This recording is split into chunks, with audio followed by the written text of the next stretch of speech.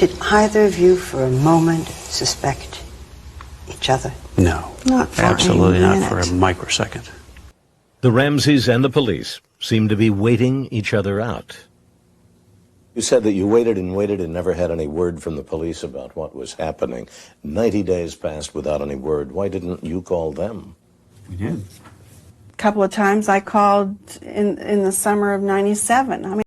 I think a lot of what was going on in those first 90 days, those first 3 months, was the police were trying to pin the ransom note on Patsy. They felt they knew it was her, but they were struggling to get exemplars of Patsy's handwriting, and admittedly, they were struggling to match her samples, certainly of her right hand, done to instruction.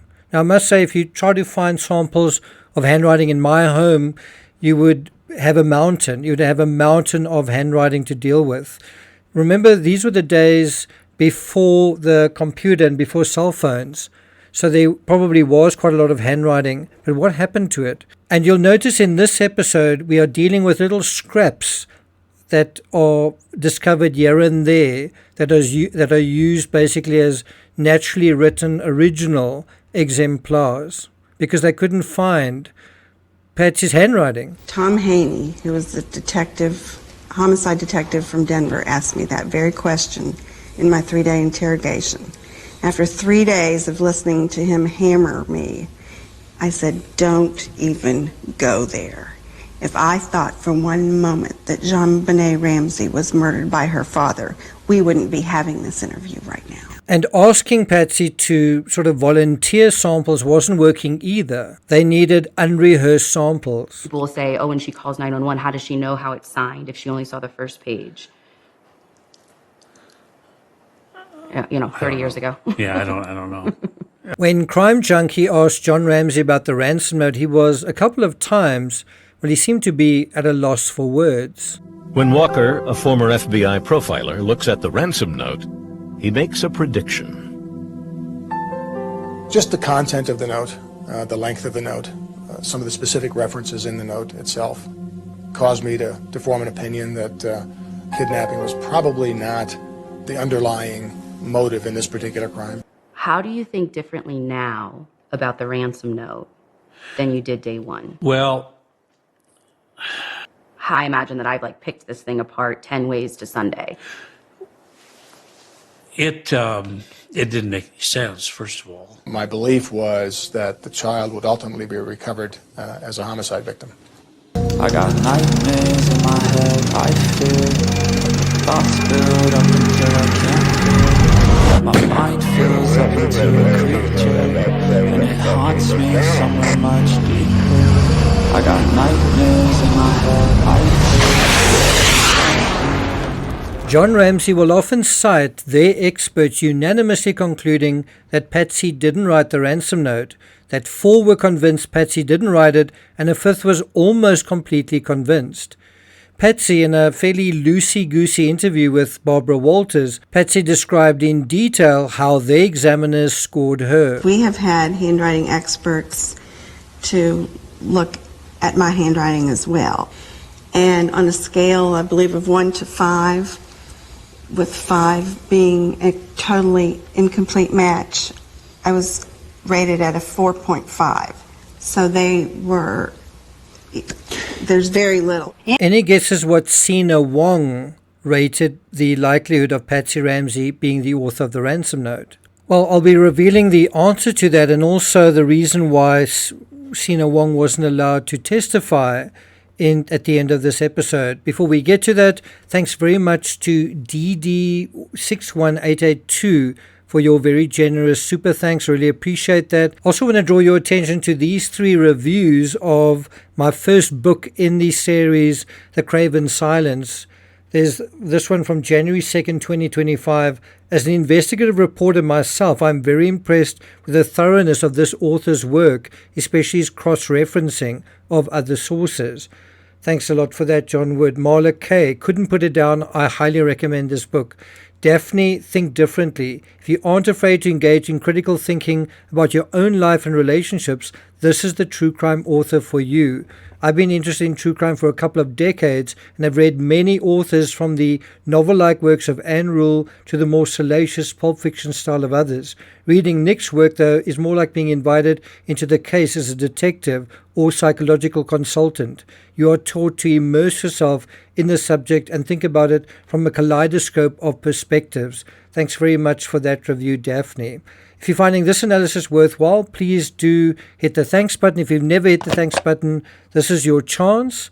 That'll help us to perpetuate, to keep this Peripheral Figures series going. I'm sure you'll agree that it is worth doing, but it does take quite a lot of work and quite a lot of effort. Anyway, without further ado, let's get started. Now, as I say, we'll deal with why Cina Wong was prevented from sharing her expertise at the end of this analysis, but first let's look at what specifically she said about the ransom note. It means one thing to say there are similarities. Well, let's examine them. Let's be specific about what she's identifying, and let's see for ourselves whether they do seem very similar, somewhat similar, or not similar at all. And so we're going to look at her Ramsey handwriting report. As I say, she identified 200 similarities. Let's get practical about those. Before we deal with that, I do want to offer some of my own handwriting analysis of the ransom note versus Patsy's handwriting. Have a look at the capital letter I in the ransom note. It's near the bottom. There are 2 examples. Just 2 on page 1, but that's enough. The I tends to be very, very idiosyncratic, and the Ramsey ransom note has an I with a cap at the head and the foot in both instances here. In other words, the I's are consistent. Now filter everything out here in terms of this sample and focus on the capital I's in Patsy's sample. Do you see they're a match? Another idiosyncratic letter is the capital letter T. Same thing, match. While it's clear there is some variation between Patsy's handwriting and the ransom note, what's also clear is there's a lot of variation in Patsy's handwriting anyway. But the interesting thing is there's consistency even in these variations. One simply has to find enough samples to be able to draw the requisite comparison. And here are a couple of samples showing that variation and showing that they match or that they're very similar. These are the letters I, J, and K, L, M, and N. You can see the variation across all of these letters, and O. And have a look at the O that's got a sort of, in some cases, a kind of a triangular shape, and in some cases a little head on top of the O. Very unique. And then there are these very idiosyncratic letters and matches. And I think the Ramsey housekeeper held up a poster with something like this on it. We also see astonishing matches, not merely in terms of single letters, but whole words, when we look not at Patsy's right-hand samples, but the left. Have a look at this. Carefully, that, faction, letter. And if you're saying, well, these words are not an exact match to one another, well, they are very similar in shape and in size, and that's the important part. Incidentally, here is a photo of the one identifiable fingerprint left on the Ramsey ransom note. The lack of fingerprints here is arguably an example of an instance where the absence of evidence is evidence. Now let's deal with Cina Wong. And this is her Ramsey handwriting report. It's actually a preliminary report. We're not going to deal with all of it. It would just take too much time. And we're also not even going to deal with everything in her report. She writes, in this preliminary opinion, over 30 points of similarity between the QD, that's the question document, QD refers to the ransom note, and then she refers to SI to S7. These are various exemplars. They are noted in detail, and we're going to juxtapose these exemplars with the example she provides from the ransom note. She also notes original documents were not available for examination. Areas that could not be reviewed for analysis were the speed, pressure, and actual size of the writings.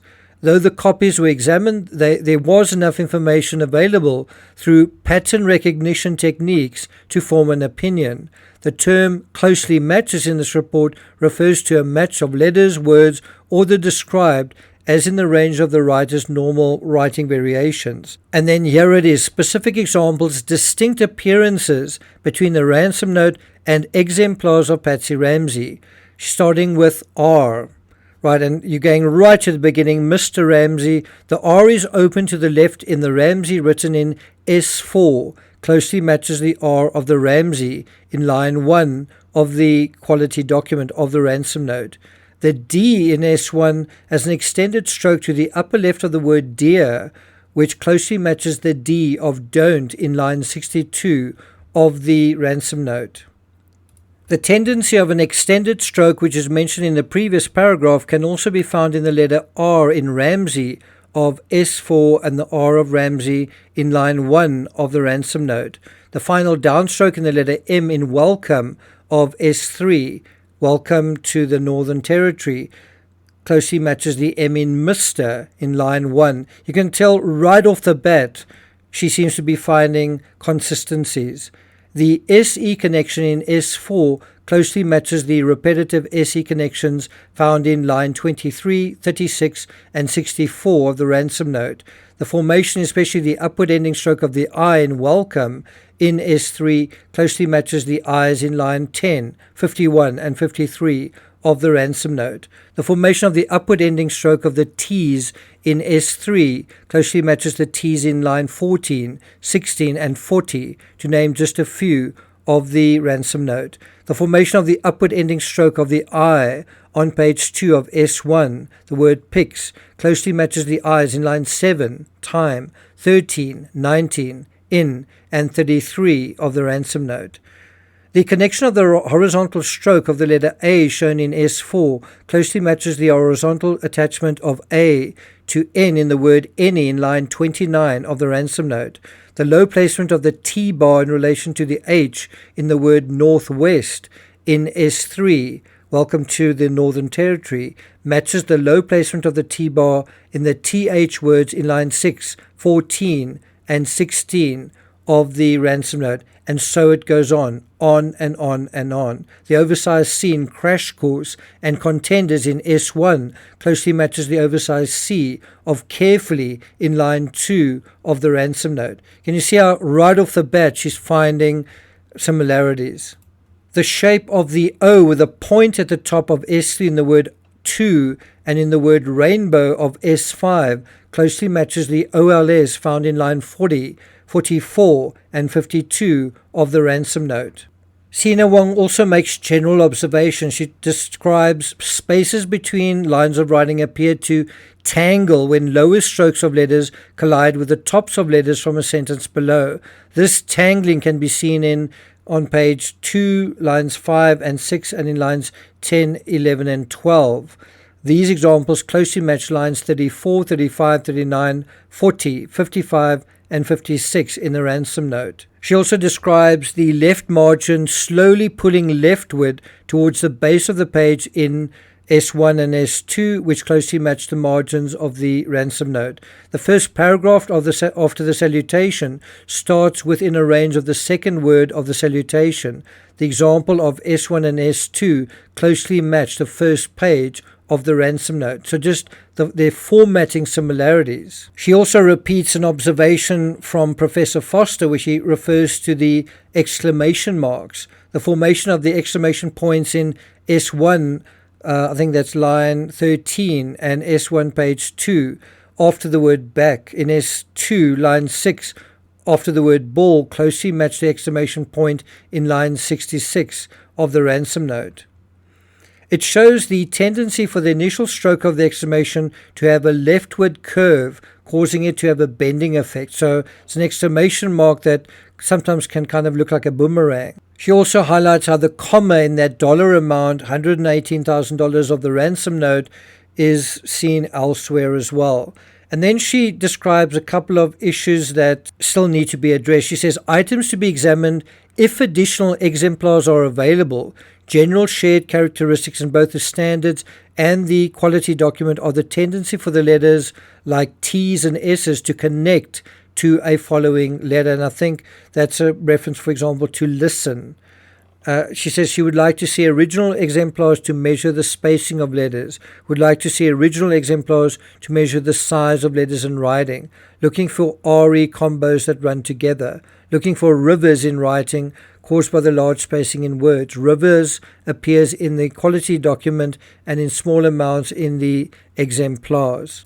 Skipping a little ahead, she writes, based upon preliminary analysis of these items and from an application of forensic document examination principles and techniques, it's my professional opinion that the hand that authored the known standards for comparison as Patsy Ramsey appears to be very likely the same hand that authored the question document or ransom note. It is requested that an examination of the original documents and any additional documents relating to this case be available. So she's basically asking, can I get the original ransom note?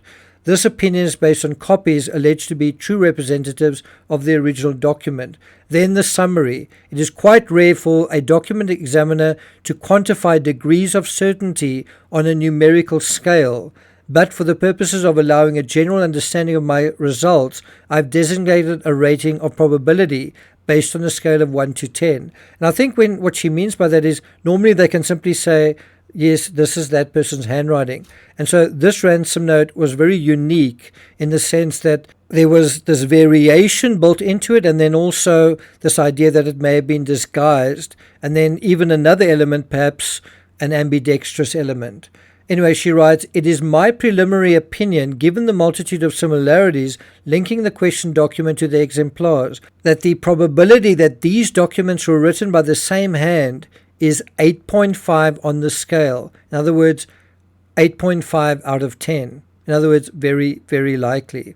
She says the relatively large number of distinctive similarities, 32, found in both the ransom note and exemplars allegedly written by Patsy Ramsey, cannot be ignored. Statistically, it can only be concluded that it is very likely the same hand that wrote all the documents involved. So what do you think? Did the grand jury get to hear this evidence? Well, in the end, Wong was dismissed as an expert witness on the basis that she lacked credentials. And you're not going to believe this. Like Foster, she also initially approached the defense to offer her services. This is according to the Carnes ruling in Wolf versus Ramsey. Indeed, forensic document examiners were eager to jump into the high-profile examination. In July 1997, Ms. Wong, now plaintiff's experts, had originally contacted the defendant's attorneys and offered to analyze the ransom note and point out weaknesses in analysis by government handwriting experts. Oh dear. Then in September 1998, Ms. Wong wrote District Attorney Hunter, Assistant District Attorney Michael Cain, and Judge Roxanne Balin, asking if she could testify before the grand jury.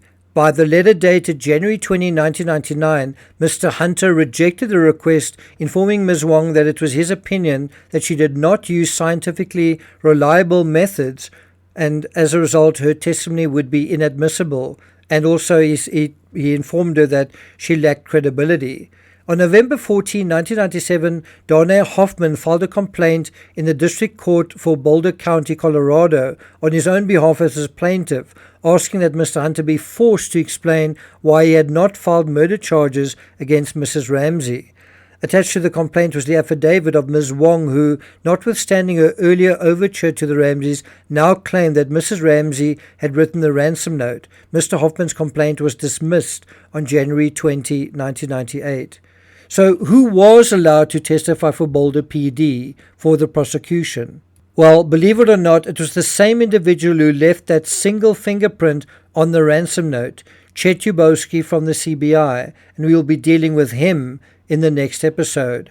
Thank you for listening, and I'll see you guys next time.